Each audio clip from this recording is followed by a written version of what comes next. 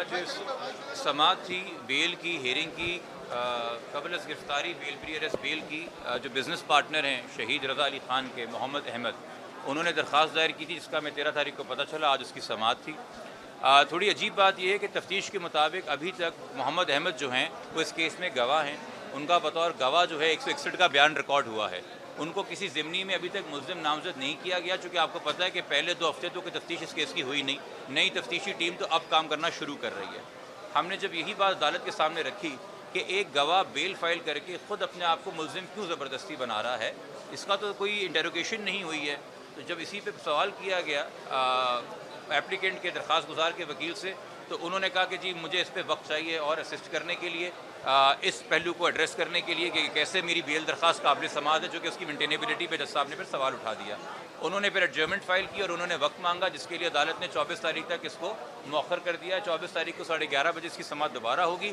मगर चूँकि अभी फ़िलहाल अबूरी ज़मानत पे फ़ाइल की है अब मोहम्मद अहमद साहब ने, तो जज साहिबा ने बिल्कुल अपनी ज़िम्मेदारी के तहत उसको उसकी ज़िम्मेदारी का एहसास दिलाया कि तफ्तीश के अंदर इन्वेस्टिगेशन में बतौर गवाह आपको अब जब भी IO साहब बुलाएँ और किसी भी जगह के ऊपर बुलाएं पॉइंटेशन के लिए या कहीं और, तो आपने ताउन करना है और तब तक आप शहर से भी बाहर ना जाएं और यही रहें। चूँकि अब आपने ख़ुद बेल फाइल कर दी है तो उसकी भी कुछ रूल्स एंड रेगुलेशंस होते हैं जो आपको कंप्लाई करने पड़ते हैं। बट हमारा मौक़िफ़ यही है कि अगर सारे गवाह सिर्फ गवाही देने के ऊपर डर के मारे बेल फाइल कर देंगे तो आप इन्वेस्टिगेशन ख़राब करेंगे ना, ज़बरदस्ती अपने आप को मुल्ज़िम बना के। तफ्तीश वालों को आपको मुल्ज़िम बनाने दीजिए, नॉमिनेट करने दीजिए, ठीक है। अच्छा ये बताइए कि आपके साथ कोई आप लोगों की तरफ से किसी किस्म का कोई शक का इजहार किया गया था मोहम्मद अहमद पर? जाहिर ये बिजनेस पार्टनर था, बहुत इख्तलाफात भी हो सकते हैं, कोई और मसला उसने अगर जमानत करवाई तो कोई ना कोई शक तो होगा ना। तो देखिए मेरे ख्याल में अगर किसी के भी घर पुलिस ऐसे आ जाए किसी नौजवान के, तो उसको शायद खदशा हो कि मुझे गिरफ़्तार न कर लें। मगर मुद्दई का 161 का बयान हुआ है, इनकी वालदा का हुआ है, रज़ा की उनकी बहन का हुआ है 13 तारीख को, और तीनों ने सिर्फ ये बताया कि कौन कौन से दोस्त हैं जिनके साथ उठना बैठना था, जिनके पास मालूमात होगी। हमने शक के लफ्ज़ का इस्तेमाल नहीं किया, चूँकि एक ब्लाइंड मर्डर है। हम खामखा क्यों खुद किसी के पीछे पड़ जाएं? हम तो पहले दिन से खुद ट्रांसपेरेंसी और फेयरनेस मांग रहे हैं। हम तो खुद कह रहे हैं कि हमारे मुंह में ना ज़बान डालो, ना ज़बरदस्ती हमें बता दो कि ये हुआ था, ये हुआ था। शवाहिद को डिसाइड करने दीजिए। तो ये अहमद भी है, बचपन के इसके 3-4 और दोस्त भी हैं, रात को जिनके साथ खाना खाया था वो भी हैं, जिनसे पूरा दिन फ़ोन पे बात करता रहा वो भी हैं। हमने सबके नाम नंबर दिए, कहते हैं इनसे मालूमात है, इन्हीं को पता था उस दिन की रूटीन क्या है। शायद किसी से उसने जिक्र किया हो मैं कहाँ जा रहा हूँ, किससे मिल रहा हूँ, क्यों परेशान है। तो इसलिए अभी कुछ ऐसी चीज़ आई नहीं। पुलिस ने भी खुद से उसको अभी तक इतने टाइम के अंदर कहीं ज़िमनी में प्रोग्रेस रिपोर्ट में मुल्ज़िम नहीं बनाया। तो जब आप मुल्ज़िम ना हो किसी केस में तो आपकी बेल जो है काबिल समाअत ही नहीं होती, उसको मेरिट्स पे नहीं आर्ग्यू किया जा सकता। अच्छा, जो नई तफ्तीशी टीम है उसकी जो अब तक की परफॉर्मेंस है उससे आप लोग मुतमिन हैं? फ़िलहाल जी तो आप लोगों ने अदम इत्मीनान का इज़हार किया। देखिए फ़िलहाल कम से कम वो डिस्प्यूट नहीं कर रहे मेडिकल बोर्ड की फाइंडिंग्स को, वो डिस्प्यूट नहीं कर रहे जो हमारे खदशात हैं उनको, और जहाँ जहाँ हमने कहा है कि इन्वेस्टिगेशन को तकरीबन फुल प्रूफ करने के लिए, लीगल कंप्लाइंस के लिए सारे प्रॉपर प्रोसीजर्स अपनाए जाएँ, वो कर रहे हैं। अब उनको क्या लीड मिलती है, वो क्या तफ्तीश करते हैं, वो अगेन पुलिस का अपना काम है। हम सिर्फ ये चाहते हैं कि जी जो CCTV लेके आओ उसका फोरेंसिक सही जगह से हो, कोई CDR या जियो फेंसिंग लेके आओ उसको सही तरीके से प्रिक्योर करो, किसी की गवाही ली है तो उसको सही तरीके से प्रिक्योर करो ताकि कल उसकी एडमिसिबिलिटी पे अदालत में सवाल ना उठे। थैंक यू भाई। ये था क्या यही सवाल का जवाब मैंने अभी दिया है। देखिए उनके वकील ने बड़ा वाज़ेह किया है कि 13 अगस्त से पहले मैं रोज़ जाता रहा हूँ। वो खुद मान रहा है कि 13 अगस्त के बाद मैं नहीं आया। इस केस के जो मौजूदा नए IO हैं DSP सराजुद्दीन लशारी साहब, उनके सामने उसने खुद अदालत में माना है मैं एक बार भी पेश नहीं हुआ। इस पर अदालत ने कहा कि चूँकि नए IO हैं इनका फ़र्ज़ है और इनका हक़ भी है आपसे सवाल जवाब करना, तो जब भी आपको बुलाएंगे आपको पेश होना होगा। और बराए मेहरबानी ये 24 तारीख तक जब तक अगली समाअत है कराची से भी बाहर ना जाएँ ताकि आप पुलिस को अवेलेबल हो। हम सब दोस्तों की खिदमत चाहते हैं, उनका साथ चाहते हैं कि तुम्हारा एक तरीके से कर्ज़ है, जो कुछ जानते हो अपने यादाश्त के घोड़े दौड़ाओ, शायद कुछ याद आ जाए, शायद कोई कातिल का सुराग ढूंढने में मदद मिल जाए। हम चूँकि एक ब्लाइंड मर्डर है, हम ये कह सकते हैं कि मालूमात किसके पास हो सकती हैं। हम फ़िलहाल नहीं कह रहे कि जी फ़लाने पे शक है इसको पकड़ लें, इसको गिरफ़्तार कर लें। जी जो मैंने तफ़सीली गुफ्तगू आप लोगों के साथ की थी कुछ दिन पहले, इनके घर के ऊपर प्रेस कॉन्फ्रेंस की थी जिसमें हमने पिछली तफ्तीशी टीम के कारनामे आपको बताए थे और जराइम बताए थे। वो सारे काम किन की सरपरस्ती में होते रहे?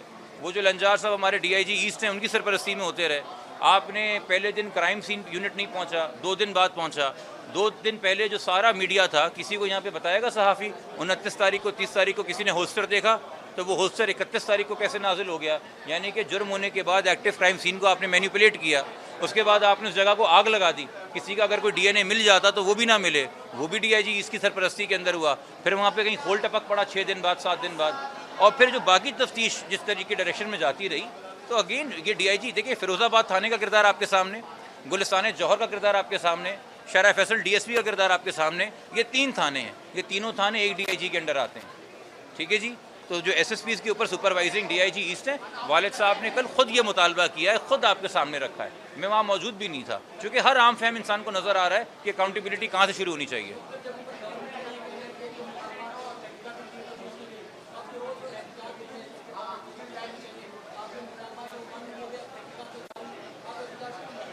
देखिए, एहतजाज कराची के नौजवान कर रहे हैं क्योंकि उनको सवाल का जवाब नहीं मिला। तहकीकाती टीम हमारे सवाल का जवाब थोड़ी है। कातिल कौन है, क्यों बचाया गया, कब पकड़ा जाएगा, उसके साथ कौन कौन शामिल है, सज़ा दी जाएगी कि नहीं दी जाएगी, और सबसे ज़रूरी जिंदा पकड़ा जाएगा कि नहीं।